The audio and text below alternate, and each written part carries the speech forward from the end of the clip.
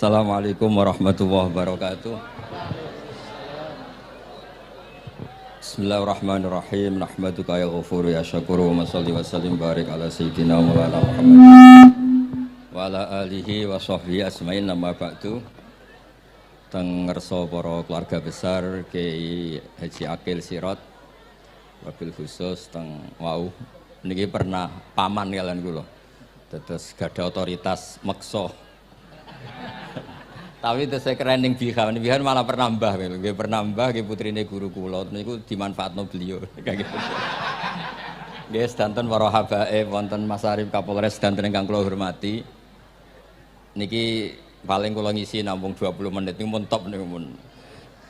Dados katanya niku ahlul ilmi dihormati, tapi nyatane dipeksa. Atas memang banyak paradok dalam ilmu usul fikih. Ilmu usul fikih itu ilmu yang menjadikan orang itu bisa berpikir. Gitu. Kalau tak cerita tentang pertama tentang Kiai Akil sing al-ma'ruf bi ahli nahwi. Nahwu riyen di era dulu itu dadekno tiyang dadi wali. Sampai disebut hatta nahat qulubuhum li nahwihi famin azimi sya'nihi lam tahwihi. Tetes orang-orang baik niku ketika wusul teng pangeran nyebut Allah la ilaha illallah mboten saged. Sagete namung nyebut dhamir sa'an niku hu. Akhire kathah toreko sing ha hu niku gara-gara ahli nahwu niku. Nah, disebut fa'uribat makna dhamiris sya'ni. Jadi ngelafatkan la ilaha illallah ndak bisa tapi hu bisa. Mergi ke Jawa ini tukang ngakali, terus hukum ini diakali. Sakjane teke hadis ini mangkana akhiru kalamihi la ilaha illallah dakhalal jannah. Tapi ada kekhawatiran pas la ilaha mati. Lan la ilaha mati rak radi kaya ateis. Ora ana pangeran maujud mati. Sampeyan kan gak iso janjian mbek Israil.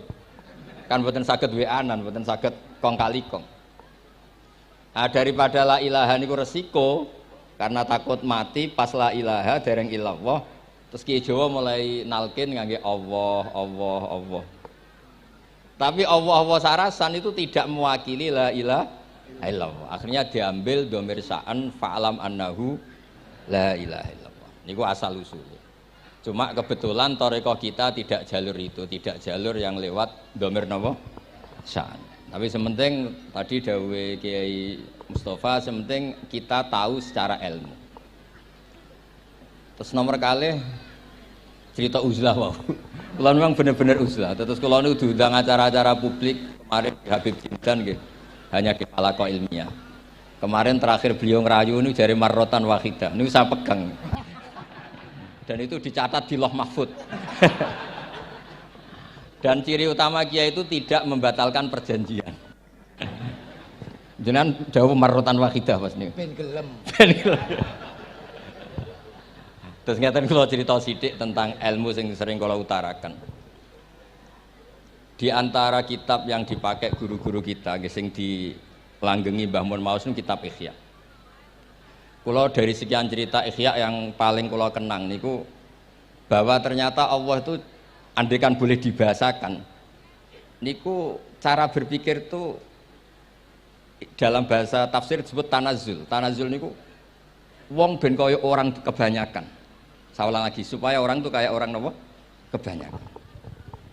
Ada dua ahli neraka yang dipanggil, yang satu ditakoki cung ning neraka piye rasane syarru makan mboten enak Gusti. Terus pangeran diken balik ya wis kono cung mlayu balik nang neraka. Niku tiange lari kencang sekencang-kencangnya. Semangatnya seneng ape kon balik ning neraka. Ditakoki mbek pangeran, "Lho cung kon mara neraka kok seneng?" Kula nu pun kapok Gusti. Kula nu nyesal ketika di dunia nak jenengan utus niku lelat-lelet. Niki kula tobat dengan bukti dikan jenengan teng neraka kula mlayu. Lho nu pangeran akhirnya haru wong kok semangate mlebu neraka kaya ngono. Mergo diperintah pangeran. Ya dados niki ijazah jenengan akan mlebu neraka jenengan sing semangat nggih. Karena zaman ning donya sering diperintah Allah mboten napa? Semangat. Nah niku kemungkinannya dibarno, kemungkinannya dipanggil. Lah yang itu terus dipanggil oleh Allah. Ya wis kaya wong apik. Tak kongkon nurut tenan, semangat tenan, terus diken mlebu swarga. Nah niku ijazah pertama nggih. Dinaken mlebu neraka sing napa? Semangat. Sing kedua niku dipanggil ku plengakan lelat-lelet. Kados kula diutus Gus Mus niki nelpon. Nelpon kula mboten purun akhire ning Bika jare matur Gus Subak. Turuti ya, aku diamuk Bika jare Bapak. Dados niki melibatkan sekian pihak untuk memaksa saya datang ke mriki. Aduh, repot wong kempek niku. Repot nyen repot. Mugi-mugi di sepuro ngoten. Yang kedua niku diken mlebu neraka malih lelat-lelet, ndelok pangeran mboten semangat. Ditakoki mbek pangeran. Kenapa kamu tidak semangat? Saya itu tidak pernah ngira jenengan yang baik sudah masukkan saya ke surga, kemudian jenengan nyuruh lagi saya ke neraka. Saya tidak pernah mengira engkau itu seperti itu. Terus Allah nggih, ana indadzoni abdibi. Ya ora apa-apa, swarga ya swarga. Ini dua ijazah untuk sampean supaya bisa masuk napa? Swarga.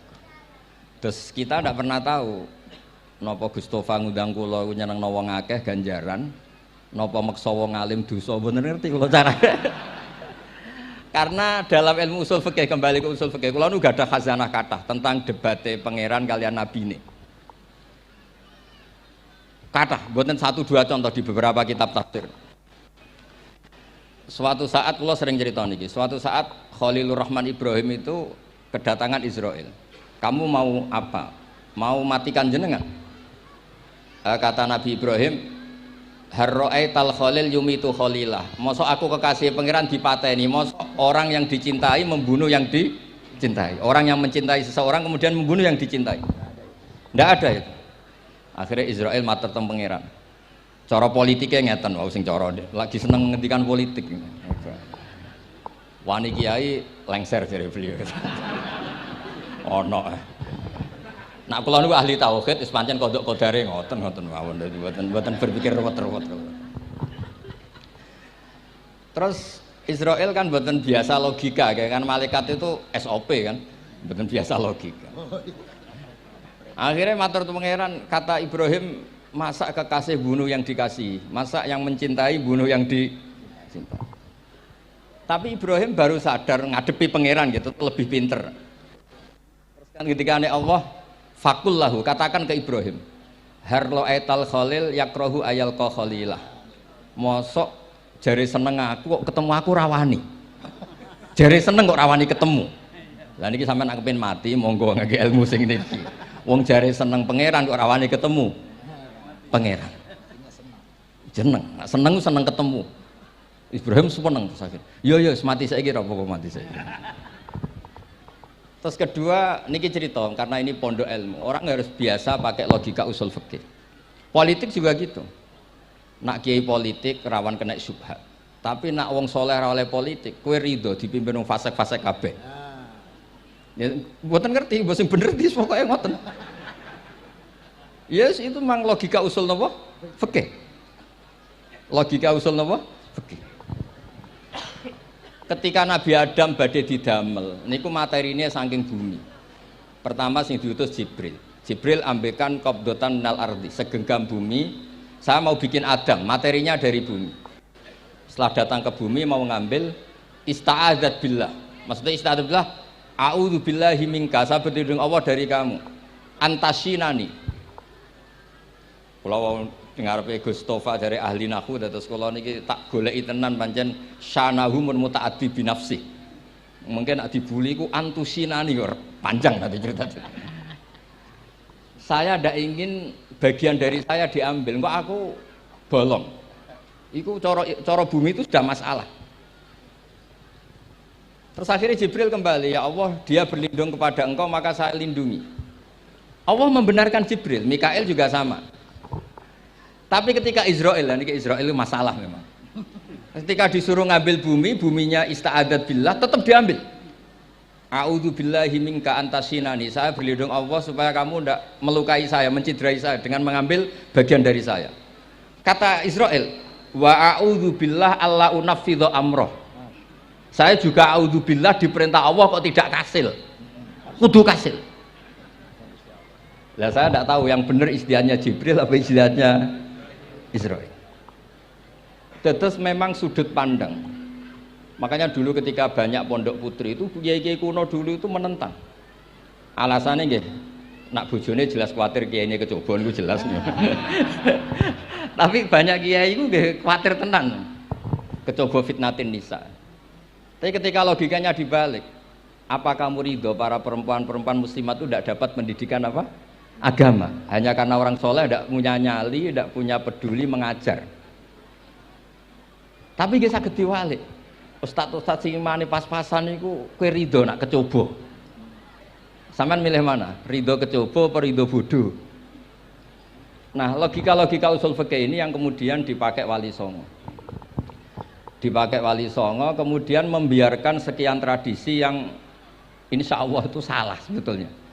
Tapi tidak sebanding dengan asmane Allah Subhanahu wa taala. Misalnya begini. Nggih niki dirungokno mawon. Sampeyan ra paham mboten napa-napa. Sampeyan nak ra paham wis anggap ae tawadhu. Pantese wong awam yo ora paham. Nak paham dadi kiai. Terus biasa mawon sampeyan nak ora paham aja tersiksa. Umpamane jenengan mboten kiai kok kon paham. Nah sampean pinter kados kula mestine ora ngrungokno, semangate hasud. Terus rivalitas mergo. Nah cara Mbah Mun nak cerita ngoten, dhisik ke zaman bodho iku angger kiai mbok cucuk.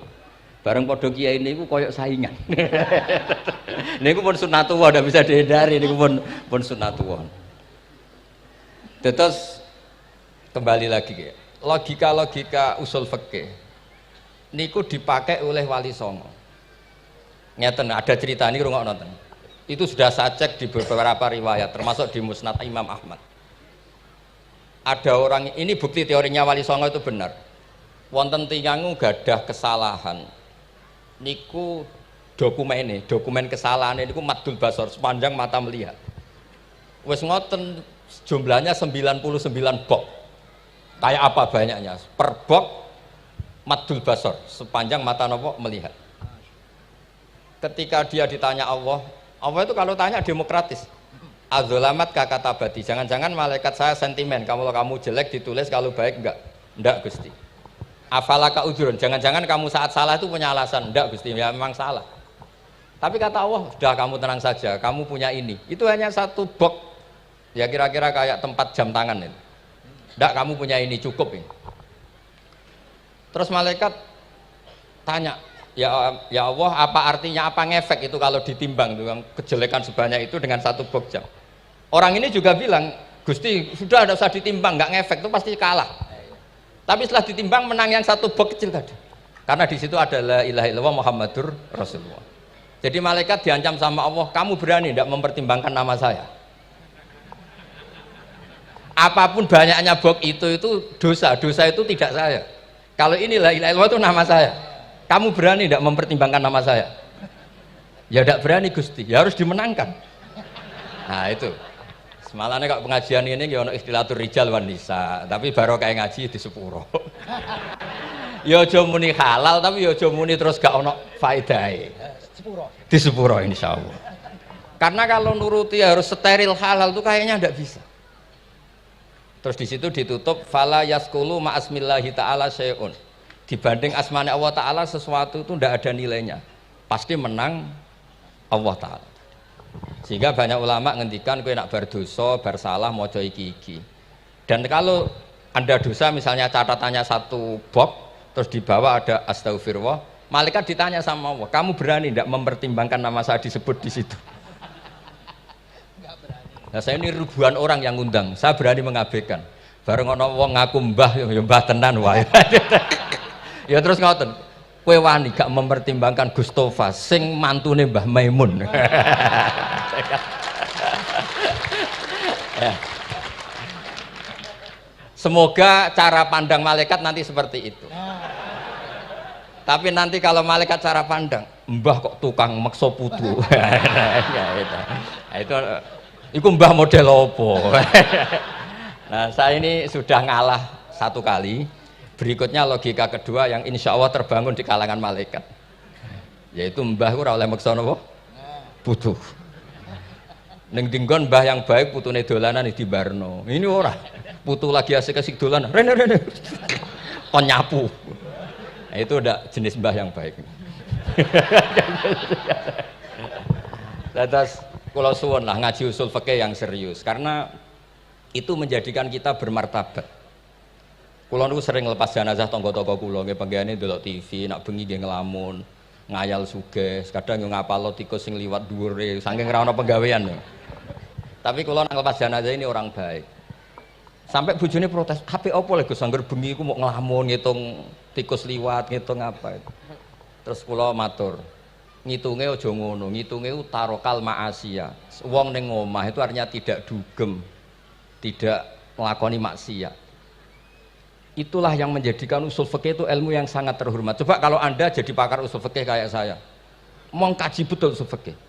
Orang tidur semalaman jangan bahasakan tarokat tahajud, wa tarokal witro, wa taroka qiyamal lail. Tapi bahasakan taroka zina, wa tarokal ghibah, wa taroka kada wa kada minal ma'asi. Keren buatan? Keren. Kalau kamu udah ahli usul fikih maka kiai kok amen turu. Kiai kok guyon suwengi. Lu kiai guyon suwengi itu melawan. Kiai itu ustaz juga manusia. Karena bengi ku ya kepen nonton. Tapi kan mboten pantes. Akhirnya korbane santri ini dijak guyon gak jelas.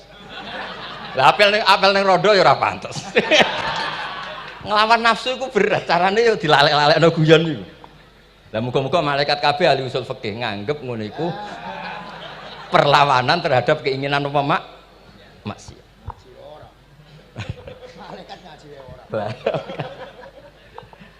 Makanya itu disebut di kitab usul fikih Tanghubul Usul itu izma min mubahin illa wa yatahaqqaqu bihi tarku haramim ma.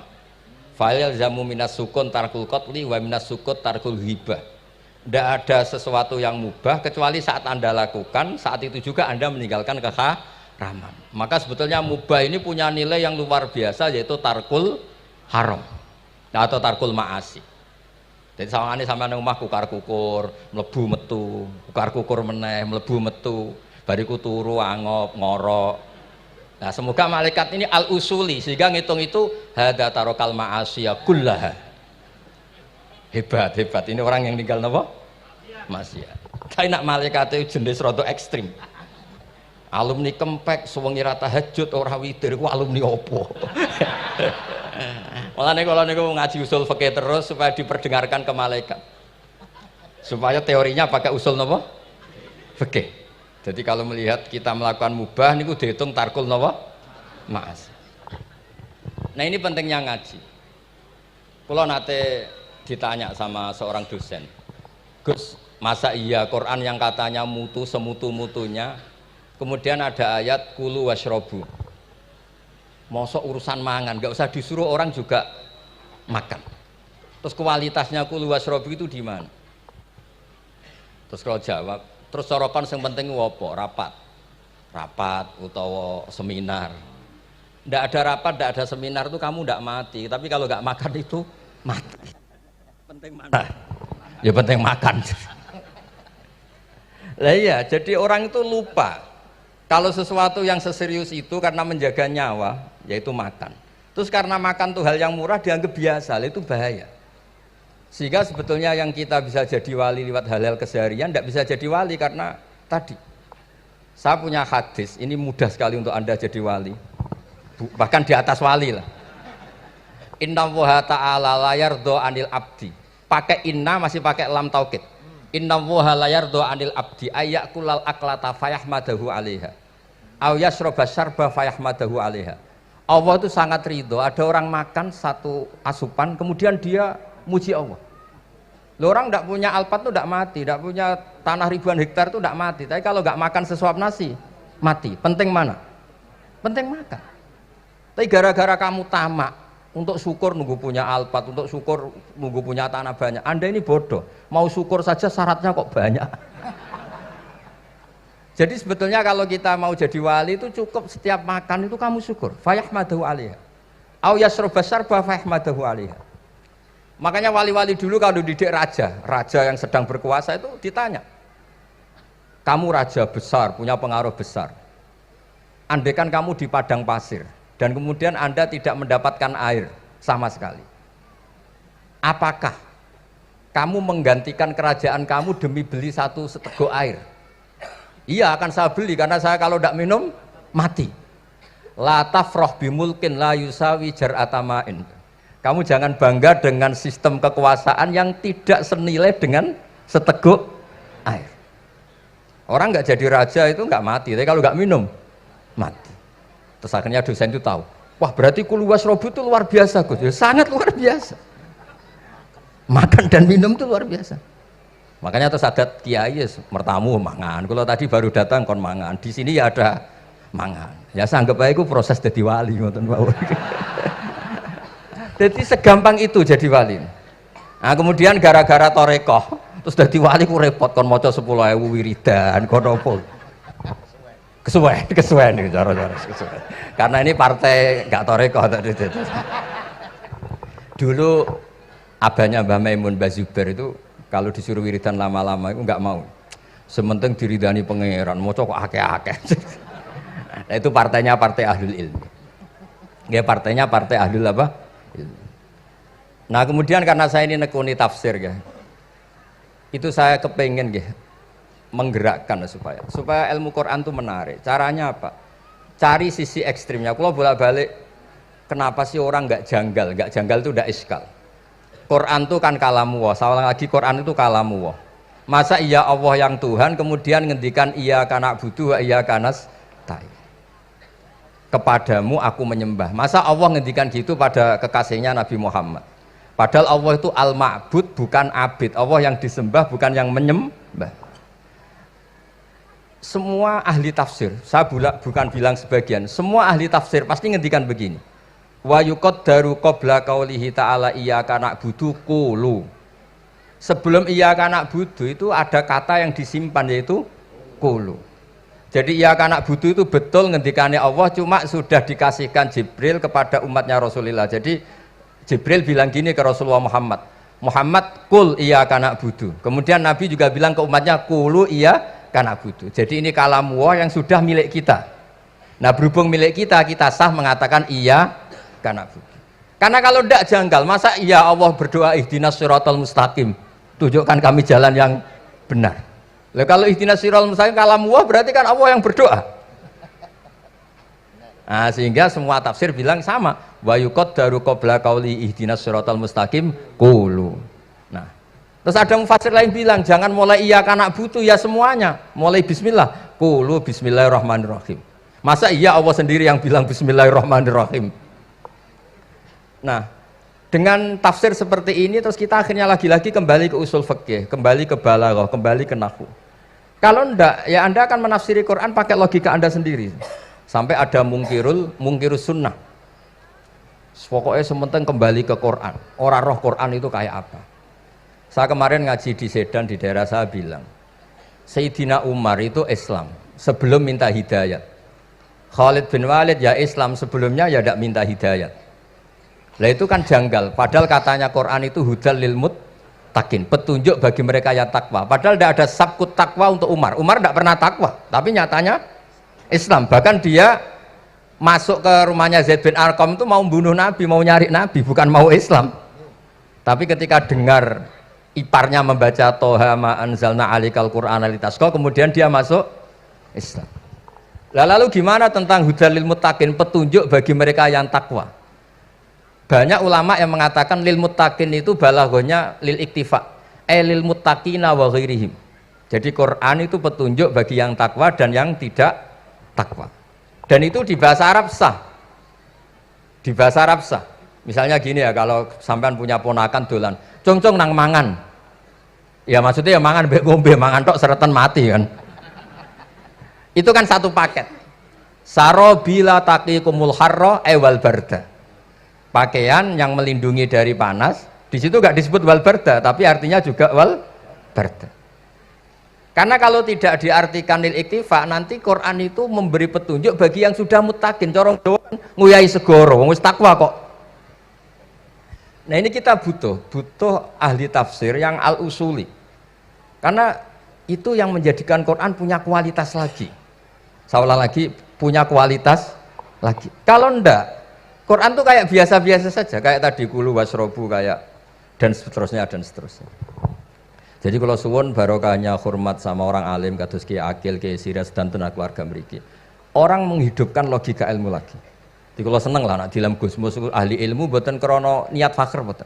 Biar sampean ngerti lah kalau ngadepi ahlul ilmi itu pun mboten level. Ahlul ilmi itu kalau punya logika itu tidak bisa dibantah. Saya beri contoh sekian contoh yang nyata yang diajarkan Rasulullah SAW. Nabi itu pernah mau dipermalukan orang karena Nabi ngendikan la adwa wala tiarata, tidak ada penyakit menular. Terus ada orang iseng kok onta yang kena kudisen itu dijejerkan yang waras ikut kena kudisen. Terus orang ini tanya, ya Rasulullah ini tadi sehat, tapi kena onta yang kudisen ikut kudisen. Nabi tanya lagi, faman a'dal awal, yang kudisen pertama ketularan siapa? Wah itu dari Allah ya, maksud saya seperti itu. Jadi ada terus orang-orang kafir itu cara berpikir aja alal alihata ilaha wahida inna hadzal syai'un ujab. Muhammad ya tentu mereka masih jangkar. Muhammad problem kita ini banyak. Kalau Tuhannya satu tidak cukup. Ada problem kredit macet, ada problem macam-macam kan, utang piutang macam-macam. Kalau Tuhannya satu tidak cukup. Kita butuh Tuhan banyak karena problem kita banyak. Lalu Nabi mengajarkan mereka apa logika yang dibangun. Kalau kamu jadi buruh, kemudian majikan kamu banyak, semuanya merintahkan kamu bingung enggak? Ya bingung. Tuhan kamu itu majikan kamu, kalau banyak-banyak perintah semua kamu yang bingung. Ya sudah mat Tuhannya satu saja. Itu disebut darabawa masalah rojulan fihi syuraka umutasakisuna wa rojulan salamal lirrajul. Nah, sekarang itu kita ini mulai kehilangan fatonahnya Rasulullah SAW. Nabi dulu itu kalau nerangkan ilmu itu logikanya gampang sekali. Logika yang dibangun tuh gampang sekali. Ada orang cerita, ya Rasulullah saya ini ada sekian anak saya, yang paling saya cintai satu. Apa saya boleh melebihkan yang paling saya sayangi dalam pemberian? Nabi jawabannya itu tidak langsung jangan enggak.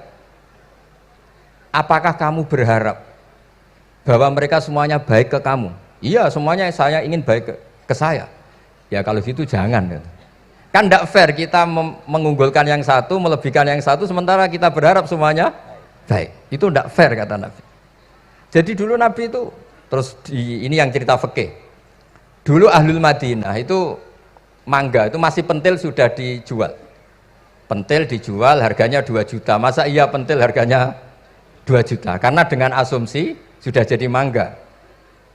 Tapi ketika Nabi datang di Medina dan penduduk Medina itu abkhosna sikailan, orang paling buruk dalam timbangan dalam jual beli.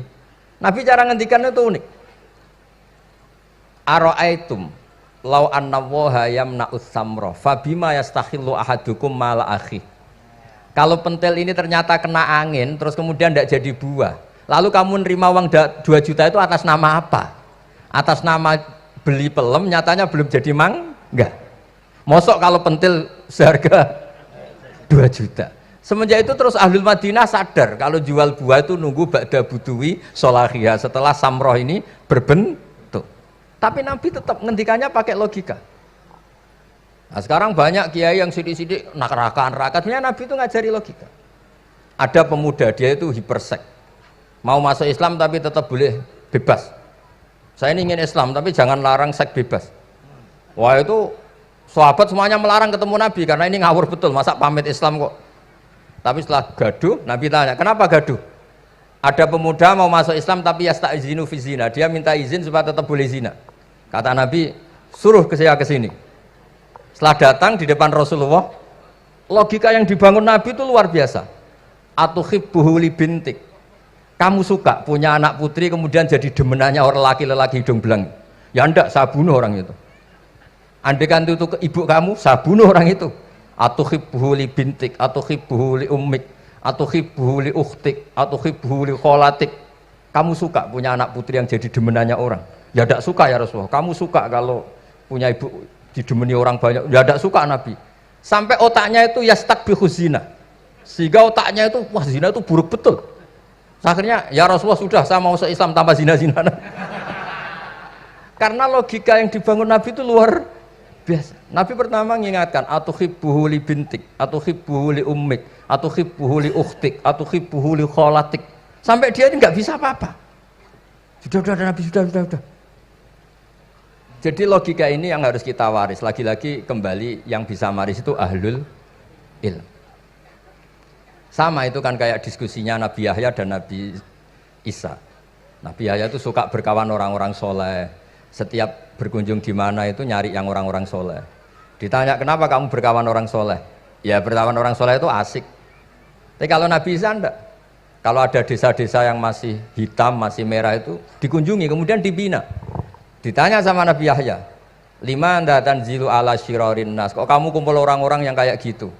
Jawabnya beliau, innama ana tabibun udawil mardo. Di mana-mana Nabi itu ya dokter. Di mana-mana dokter nyembuhkan yang sakit.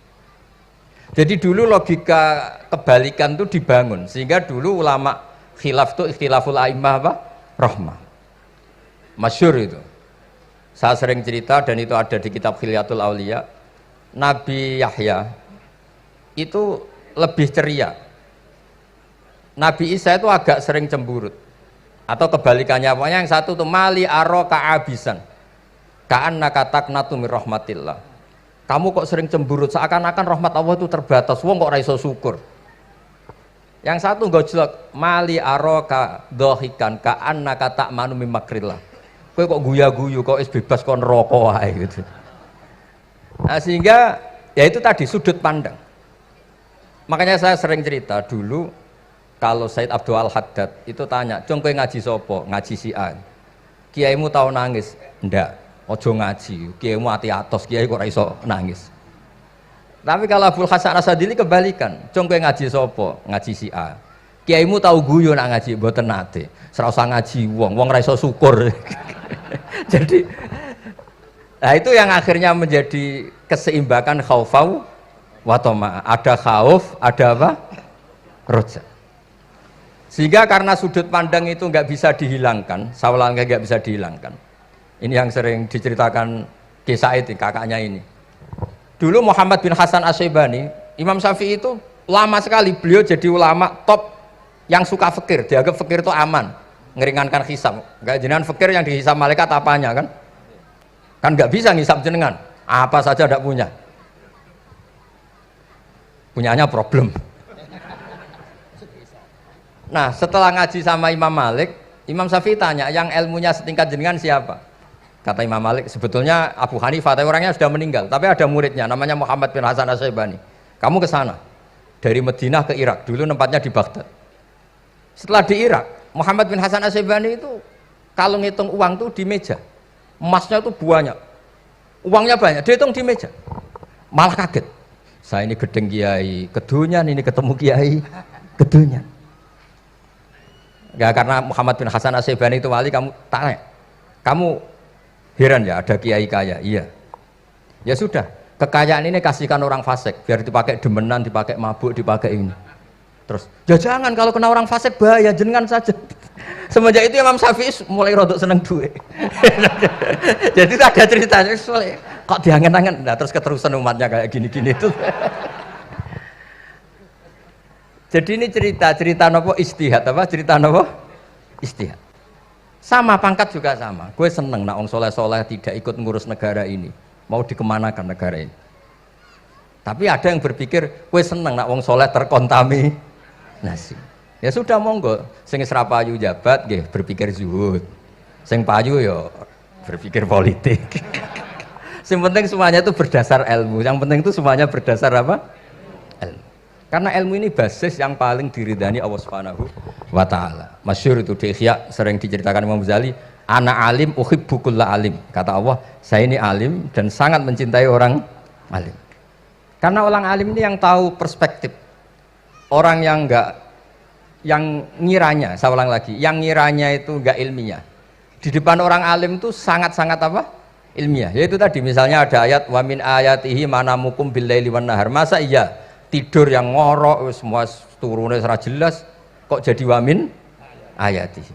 Tanyakan ahli medis, sistem tubuh kita kalau nggak tidur itu kayak apa rusaknya? Dan toat pas-pasan ini satu-satunya solusi ya turu. bengi ngempet kepen delok dangdut, delok dugem. Barang turu jebule esuk wis bar, alhamdulillah. Cara melek iman kamu seberapa? Tarikan-tarikan maksiat posisi kamu terjaga bisa kalah kan? Tapi kalau tidur sukses kan tarkul maksinya. Nah, karena tidur itu sukses menghilangkan maksiat disebut wa min ayatihi manamukum billaili wan nahar. Sampai Imam Ghazali ngendikan di makalah itu sehingga nanti ibadahnya umat ini di akhir zaman an-naumu, ibadah terbaiknya itu tidur. Nah niku mulane maksud kula ngeten lho. Sampeyan anut jalur wong alim dhewe turu ya ibadah, tengok-tengok ya ibadah, jagongan nggih ibadah, gojol-gojolkan ambek kanca nggih napa? Ibadah. Karena ini semuanya kul bi fadlillah bi rahmati fa bidzalika napa? Falyafrahu. Tapi kalau kamu tidak punya basis ilmu, adanya suudzon. Kiai kok jagongan guyon sewengi kiai opo? Kiai kok turu sewengi ku kiai. Karena basisnya ada ilmu. Padahal jelas ketika Rasulullah bikin urutan kebaikan, pertama Nabi ngendikan kamu menolong orang. Jika tidak bisa, terakhir Nabi ngendikan takufu syarraka anin nas fa innaha shadaqatun minka ala nafsik. Tadi beliau juga cerita di nasihat Imam Mun, idza lam tuhsin fala tusi. Kalau tidak bisa berbuat baik, setidaknya kamu tidak berbuat jelek sama orang lain. Dan potongan ini paling gampang apa? Tidur kan? Wis sampeyan nak turu wis ra zina, ra maling, ra ngrasani wong wis ora tusi. Nah, dengan konstruksi usul fikih seperti itu kamu tahu kualitas ayat wa min ayatihi manamukum billaili wan nahar.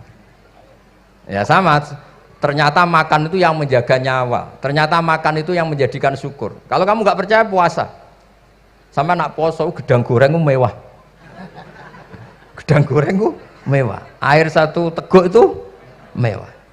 Makanya kalau lama dulu ada santri kepengen mangan enak, ya saya ingin mangan enak gini-gini caranya gimana? Itu rumusnya ada sate, ada mie ayam. Idamuhu alju. Kalau kamu ingin enak, lauknya itu lapar. Ya kita kalau puasa itu semuanya kan enak. Nah itu lagi-lagi basisnya itu ilmu. Nah sekarang banyak orang yang sudah tidak peduli dengan ilmu, kayak ijazah dilakoni kan. Jadi kayak wiridan la ilaha illallah itu sebetulnya harus dibarengi dengan ilmu. Ini yang terakhir supaya nggak lama-lama. La ilaha illallah itu basisnya ilmu. Surga yang begitu mewah itu dibikin juga bagi yang melafadzkan la ilaha illallah. Neraka yang begitu ekstrim, sampai kalau benda dijatuhkan dari atas ke neraka itu sampai bawah nunggu 70 tahun. Bisa kamu bayangkan kalau kamu di dalam naiknya susah itu. Ini dijatuhkan ke neraka itu sampai bawah nunggu berapa? 70 tahun. Loh, neraka sebegitu ekstrim itu dibikin untuk yang menolak la ilaha. Berarti kalimat ini kalimat spesial. Kalimat yang neraka dibikin ya atas nama itu yang menolak, surga dibikin juga atas nama itu yang menerima. Itu satu saktinya la ilaha illallah. Sakti kedua, orang kafir 70 tahun ngelafatkan la ilaha illallah sekali langsung dihukumi mukmin. Yughfar lahum ma qad salaf. Qul lil ladzina kafaru iyantahu yughfar lahum ma qad salaf. Orang yang melafatkan la ilaha illallah Muhammadur Rasulullah itu dosa 70 tahun kafir itu hilang semua. Tapi gara-gara ada ilmu terus diumumkan tahlil dening Kiai Haji Niam mesti sing nguri wah sawi mesti. Padahal kalau kamu tahu ilmunya tadi ini kalimat yang luar biasa, kalimat yang bisa melebur dosa. Bahkan dalam madzhab Sadiliyah itu unik. Kalau kamu wiridan la ilaha illallah itu jangan istighfar dulu, istighfarnya belakangan. Alasannya Abdul Hasan As-Sadili itu fa'lam annahu la ilaha illallah wastaghfir li dzambik li hadil kalimah. Orang kafir 70 tahun, dia istighfar 100 kali enggak akan dimaafkan Allah. Tapi ngelafatkan la ilaha illallah langsung dimaafkan. Jadi orang bisa dimaafkan tuh barokahnya la ilaha illallah. Jadi, ya kan? Jadi orang kafir 70 tahun, wirid istighfar 100 kali atau 1000 kali dimaafkan enggak? Enggak kan? Tapi kalau membaca la ilaha illallah dimaafkan. Jadi istighfar tuh ngefek positif itu kalau dibarengi la ilaha illallah. Makanya wastaghfir li dzambika bihadil kalimah cara Abdul Hasan. Kamu boleh istighfar berdasar hadhil kalimah, berdasar la ilaha illallah. Tapi terus kemudian ya thariqah itu banyak, itu urusan rasa. Justru karena la ilaha illallah kalimat thayyibah, harus disucikan dulu. Caranya istighfar dulu. Nah itu urusan monggo lah. Tapi apapun itu basisnya harus napa? Ilmu. Basisnya harus ilmu. Jangan malah sentimen. Wong di kuburan wiridan la ilaha dihukumi kafir. Nah, itu kan aneh. Wong kalimat ini yang kafir saja menjadi muslim, sekarang yang muslim menjadi kafir. Itu paham kok seaneh itu gitu kan. Ya karena basisnya ada ilmu tadi. Coba kalau basisnya ilmu. Itu kan aneh betul. Hadil kalimah kalimatun soro bihal kafiru musliman. Fakaifa sorol muslimu bidzalika kafiron.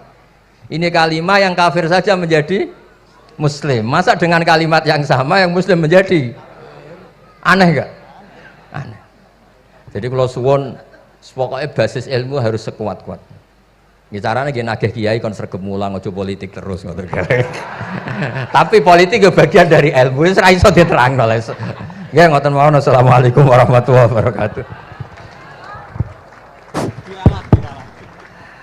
Sik Gus, aja lunga dhisik. Iki wong semuanya sudah tahu sampean alim, menerangkannya enak, fikhan wa usulian wa tafsiran. Cuma mereka yang tanya itu, biyen belajar piye kok iso alim kaya ngono, ya kan? Nah, terangkan Gus, terangkan. Mati.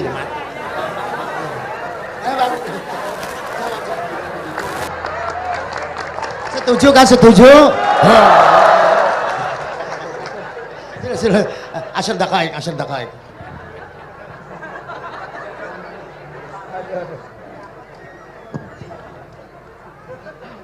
Andaikan pertanyaan itu ke Mbah Mun, mungkin jawabnya gurune sopo.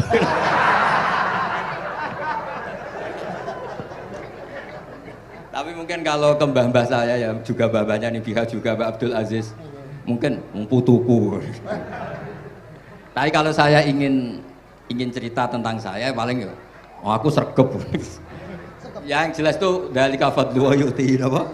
Mayas. Tapi gini, kalau ini menghormati bahasa saya ini, kalau ijazah begini, dulu Mbak Mun tuh sering cerita juga bahasa hal. Kena kepengen ngalim, ku sinau sedurunge ngaji. Ya. Misalnya kamu ngaji takrib atau ngaji wahab sama Mbah Mun, kamu baca dulu sebelum ngaji. Nah, setelah dibaca, misalnya kamu baca rofa, kok Mbah Mun baca jer, kamu baca jer, Mbah Mun baca rofa, berarti goblok tulen. Karena semua teori Anda kok salah. Ya misalnya Mbah Mun baca wadakaro sopa al musonifu, kamu baca wadakaro musonif. Berarti kan goblok banget itu. Ya kan ada cerita gitu, ada orang tuh nggak tahu betul. Gus maknanya lam tardiman itu apa? Lam tardiman. Dicari di kamus itu udah ada, ternyata itu di khet lam tarodaman. Dia baca satu lam tardimannya dicari di kamus sampai hidup mati lagi ya gak ada. Nah, jadi kamu baca dulu, misalnya di bab khet lam taro naringali sopo mar'ah daman ing geteh. Ternyata ngaji Mbah Mun paginya jadi baca lam taro daman. Jadi kalau kamu malamnya baca lam tardiman loh kok.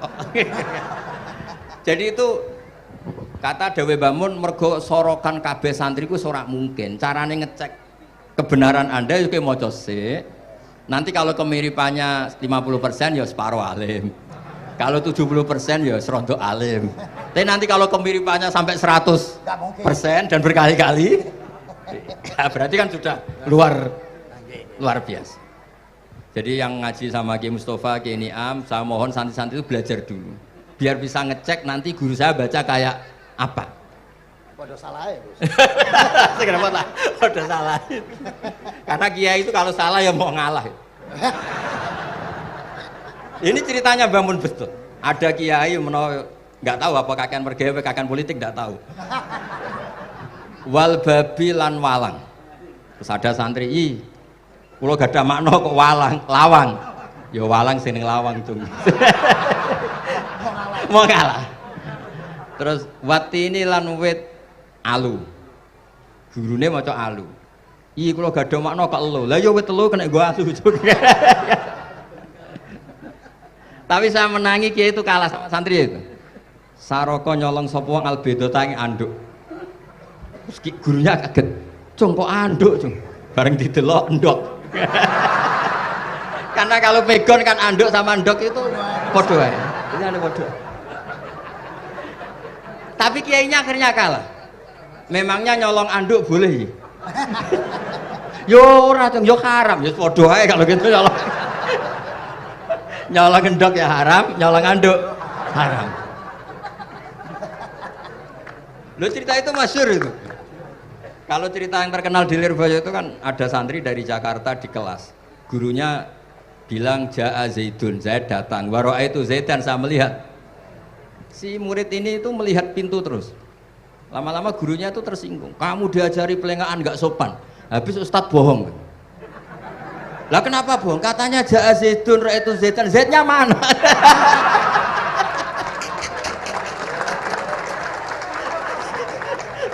Dia nggak ngerti. Zaid datang, saya melihat. Mana orangnya kok dibahas-bahas terus itu.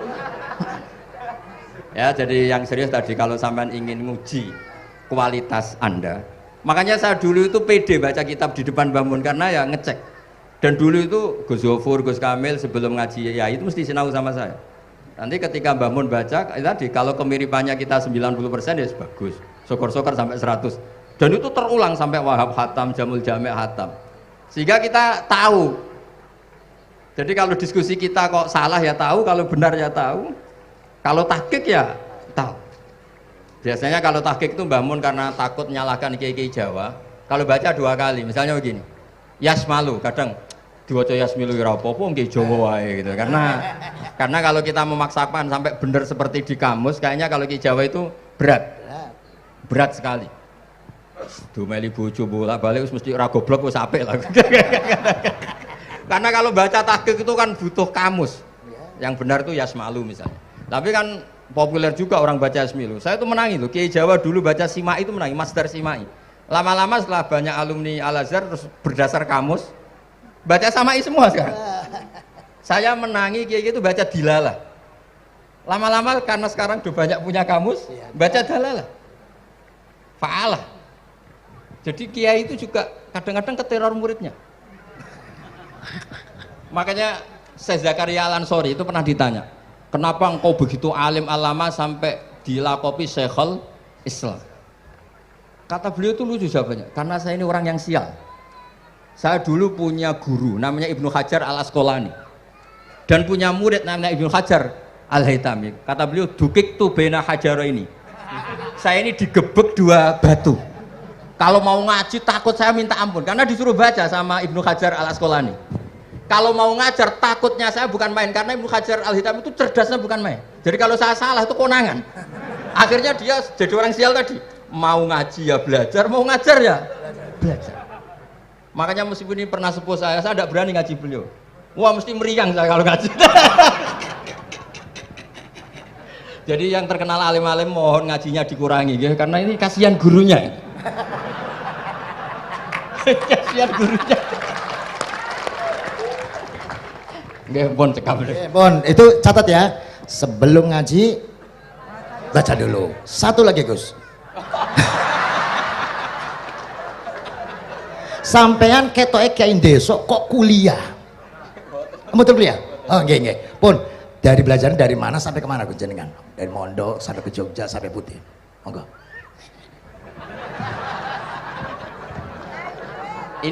Ini karena sesuai kontrak, nggak boleh nyulayani janji sekali aja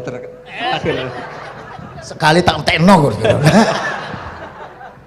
Jadi sebetulnya kalau di ilmu, saya kan sering ketemu ahli geologi, ahli sosiologi. Sebetulnya di ilmu kita, saya kan lama di Jogja dan itu yang saya pakai juga ilmu zaman di pesantren. Misalnya sosiologi itu kan ada mukadimahnya Ibnu Khaldun.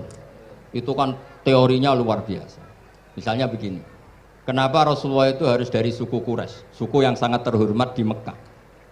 Itu secara teori sosiologi loh, bukan teori nubuah. Kata Ibnu Khaldun, Nabi itu mesti final dzori qaumi itu aneh. Saya ulang lagi, Nabi itu final dzori qaumi pasti aneh.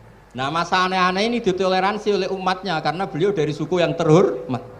Coba kalau dia dari suku, beliau dari suku yang hina, pasti pas aneh-aneh langsung diadili. Ya kalau di NU lah, ndak Gus Dur kok bikin aneh-aneh di NU kan langsung tuntas. Tapi berhubung Gus Dur cucu Mbah Hasyim, orang itu mentoleransi, bahkan mengira jangan-jangan teori beliau lebih baik ketimbang kita. Nah makanya terus kata Ibnu Khaldun, ma ba'atsawu nabiyan illa fi mana'atin min qaumin, tidak ada nabi diutus kecuali dari kaum terbaik, supaya masa-masa transisi ini nggak ada perlawanan. Nah itu namanya sosiologi. Sehingga beliau ngendikan, ini versi tarikh bukan versi Ibnu Khaldun saja. Ketika sahabat disuruh hijrah karena disakiti orang kafir Quraisy, lah engkau sendiri ya Rasulullah, saya ini orang Quraisy, nggak akan ngalami yang seperti Anda alami. Nah itu namanya sosiologi. Begitu juga matematika. Saya sering ketemu pakar matematika dari UI, dari UGM. Misalnya bilang zakat kan 2,5% misalnya zakat tijar. Saya bilang kalau ngitung itu porogabit, padahal kita zaman sekolah porogabit itu pantangan. Tapi saya bilang saya punya matematika lebih cepat. Apa itu Pak Ba? Kalau manggil saya Pak Ba. Kalau di kitab disebut rubu'ul usyur apa? Jadi bertahap. Misalnya 1 juta, usurnya akan 100.000. Setelah 100.000 rubuknya 25.000. Itu kita tidak usah pakai catatan bisa. Nah itu matematika Arab. Makanya orang Arab tuh nggak bisa nulis, tapi matematikanya cepat karena bertahap. Misalnya 1 miliar ya cari aja usurnya 100 juta. Berarti rubuknya 25 juta. Berarti 2,5-nya 1 miliar itu 25 juta. Tapi kalau orang Arab bilang itu rubul usur. Diusurkan dulu baru dirubuk. Misalnya 6, 2/3 6 berapa? Orang Arab bilang sulusan. 6 sulusnya 2. Sulus 2 kali berarti 4. Sama misalnya zakat zuro. Zakat zuro itu kan al usyur sama nisful usyur. Berarti misalnya kalau tidak disirami ya, tidak biaya, zakatnya itu 10%, berarti per 100 10. Nah sekarang kalau 10 ini kan berarti 1/10. Lah nanti kalau disirami pakai biaya namanya nisul usyur, berarti 5. Jadi orang Arab itu nggak mau langsung bilang 5 karena kalau 100 dibagi 5 itu jadi 5 itu mikirnya panjang. Jadi diusurkan dulu terus nanti dibilangkan nisful usyur. Nah, jadi ilmu khazanah kita ini sudah luar biasa. Nah, itu makanya terus orang Arab kalau ngitung matematika itu tidak usah tulisan, tidak usah porogabit karena bertahap tadi. Jadi misalnya 2,5 bahasannya apa? Rubu'ul usyur. 1 miliar usurnya berapa? 100. Rubuknya berapa? 25. Nah ini semoga buatan ngingkari janji. Wassalamualaikum warahmatullahi wabarakatuh. Matur. Sebetulnya masih ada satu lagi, cuma ampun. Beliau adalah sangat hafal dengan nu'util masyayikh. Artinya sebutan. Kenapa Imam Ghazali itu Syekhul Islam, Hujjatul Islam. Kenapa Imam Anu Syekhul Islam. Kenapa Imam Anu, sahabat Anu kok ada Saifullah, ada Asadullah. Itu biar alih sekali. Karena ini belum tuntas. Jadi ya berikutnya insya Allah. Kita mentongakakan ya Allah, moga-moga Gus Bah gelem kok ndonga. Jajal dongane Gus Bah karo donga sampean mandindi kira-kira. Matur nuwun Gus, matur Sayyid, matur nuwun, sangat matur nuwun, sangat masya Allah niki jelas. Gus Bah itu enteng, cepet itu diterimanya ku, menapa jenenge keterangannya cepat dan sebagainya cepat. Oh, enggak ada kayak yang jelimet. Tak kira apalagi saya mendengar dianya saja nggak paham kok. Nah itu. Nah, demikian matur nuwun, sampean kudu matur nuwun sangat wong sing lagi uzlah ora gelem. Luar biasa kita hanya dawuh selanjutnya ngaten mawon Gus. Kula sak sedulur sak santri-santri nek pas jenengan donga pas uzlah njaluk ditungakne ngoten mawon. Nggih, ngoten mawon pun nggih. Sapa sing tungak? Allahumma shalli ala sayyidina Muhammad wa ajma'in. Alhamdulillah rabbil alamin. Allahumma rabbana zalamna anfusana wa illam taghfir lana wa tarhamna lanakunanna minal khasirin. Allahumma ya Fattah ya khairal fatihin iftah qulubana washrah sudurana waj'al ulumana nafi'ah waj'al a'malana salihah waj'al dhurriyyatina thayyibah waj'al hayatana hayatan mutma'innah marzuqah salimah minal afati wal balaya birahmatika ya arhamar rahimin. Allahumma ya latifan bi khalqih wa ya aliman bi khalqih wa ya khabiran bi khalqih والطف بنا يا الله في قضاء حوائجنا كلها من حياة الدنيا والآخرة يا لطيف يا عليم يا خبير لا إله إلا أنت سبحانك إني كنت من الظالمين لا حول ولا قوة إلا بالله العظيم صلى الله على سيدنا محمد الحمد لله بالعالمين.